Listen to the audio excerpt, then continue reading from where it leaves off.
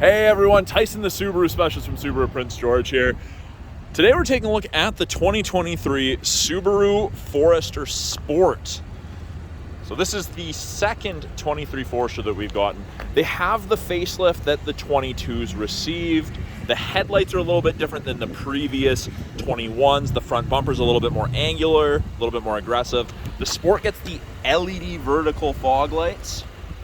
Get that newer grille, and of course the Sport has those orange highlights. But yeah, it's a much more aggressive front end on the Foresters with this redesign.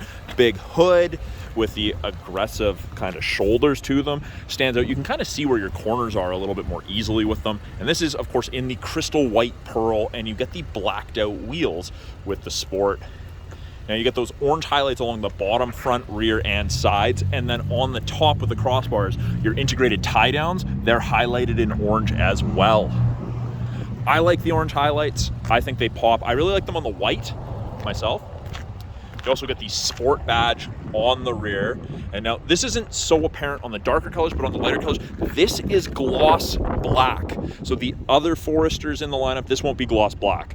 The Wilderness is the matte black, but everything else is body colored. So it's interesting. Again, I like that little black strip. It really kind of accentuates it. Orange highlight along the bottom. It is a power lift gate from the key fob, the door, or the driver's seat. There's a ton of room in the back of the Forester. Up top here, LED cargo light. If it turns on when you open the door, if you don't want it on, you shut it off. You also have a coat hook, grocery bag hook, I guess, depending. Speaking of hooks, in the 22, which of course they carried over to the 23, hooks. I don't think I'd hang grocery bags from here. They are only rated for a max of 3 kilograms or 6 pounds. It would obstruct my vision. Maybe when you're camping, you're parked, something like that. But again, lots of room, tall, wide, deep, great storage space in the Forester. You expect that with a vehicle with a boxy rear end. Privacy cover hides everything from the top of the seats down. Keep things out of sight, out of mind. This is easy to remove. It's just a telescopic piece. You can see the little telescopic screw piece right there. This hanging piece, it's adjustable because these seats can recline. They wanted to be able to cover the space when they're upright and when they're reclined. So I will show you that up front in a minute. We've got grocery bag hooks on the sides. Stop your groceries from tumbling around. 12-volt outlet for any charging needs. And we have 4 heavy-duty physical tie downs. Great for securing awkward cargo. Storage underneath, and underneath this tray we have our spare tire. It's what's inside the cab. Don't have to worry about it rusting to the bottom of your vehicle or anything like that. Now, if the vehicle wasn't running, I could lock and close it, but right now I can close it. I can pull it down manually. I can do it from the driver's seat. Very, very easy to use.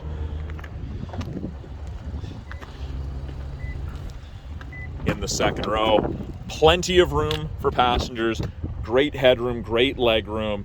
LED cargo light, of course. Now you get the Sport cloth. So that's the kind of lighter gray with the darker gray leather bolstering with the orange contrast stitching, which I quite like it. Now for reclining the seats, it's this tether.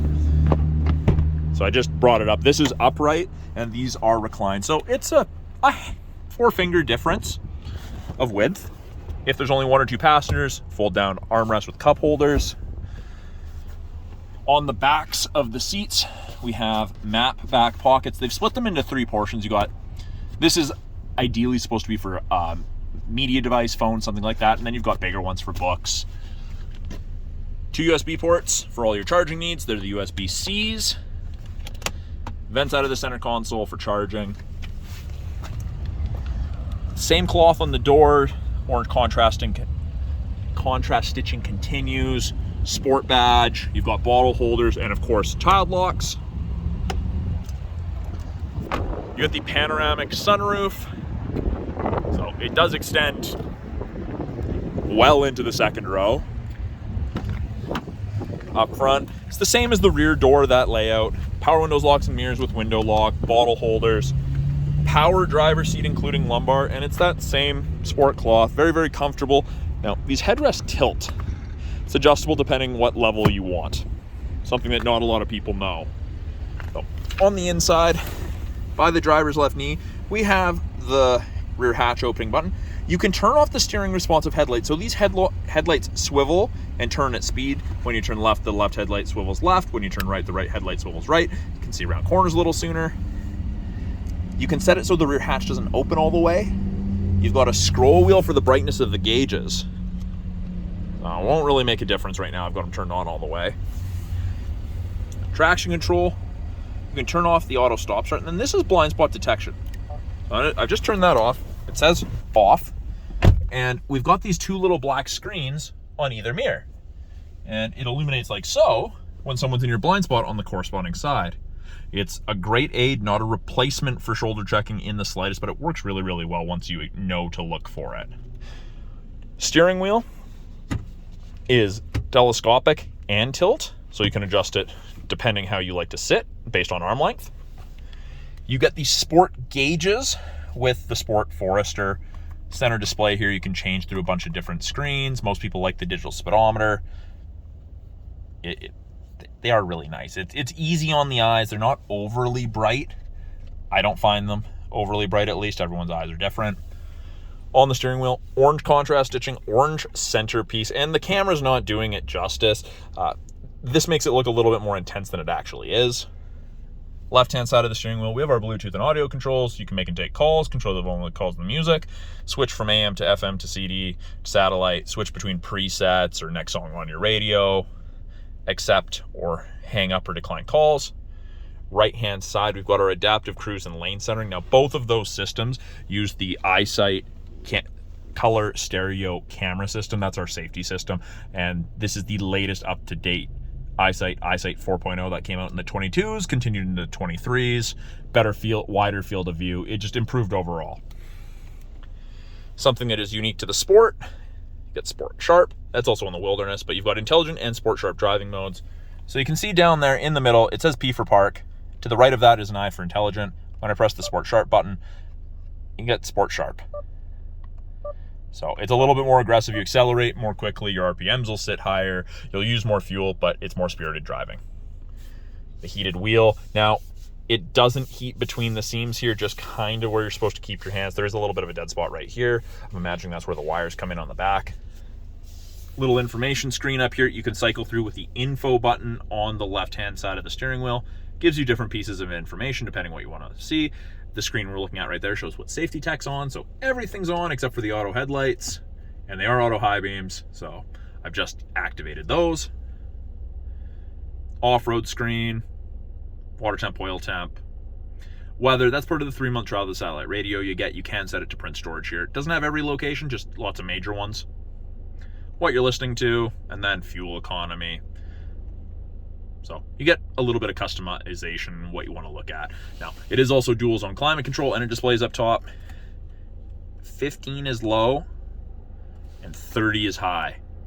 And it's easy to sync it back to just driver controlled, which we're gonna do. It is a little chilly, but I don't need it at 32. Fan strength displays up there where your airflow is. Easy to view.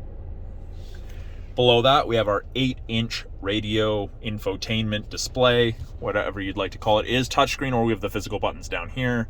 You've got apps, you've got Apple CarPlay, Android Auto, the My Subaru app. You got a 3-year trial of the My Subaru app with most new Subarus. Media would be for Bluetooth or aux or USB radio. This is also a backup camera. Put it in reverse, backup camera pops up. Rear assist braking. Parking sensors are on. I didn't point it out. You do have 4 parking sensors in the rear bumper. They'll beep at you when you start getting close to things in reverse, and they will actually apply the brakes if they think you're going to hit something between speeds of 1 and 15 kilometers an hour. Now, something that's really cool about the Forester, you can clean the backup camera from inside the vehicle. It's got its own little washer over top, or drain, or spray, or whatever you want to call it. But yeah, best thing ever in the winter here. Below that, we have our climate controls, driver side temp, passenger side temp, fan strength. Now, you'll notice that light went off. That was because I accidentally touched this. So I've got 2 different temperatures. Sync goes off. I press sync. It goes back to driver controlled.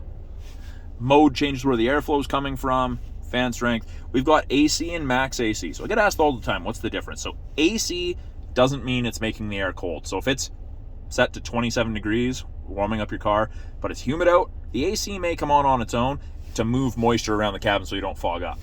Max AC is the cold stuff. That's the stuff in the summer. Heated mirrors, back window, and the area of the windshield where your wipers sit are heated. Windshield wiper de-icer is the best thing ever.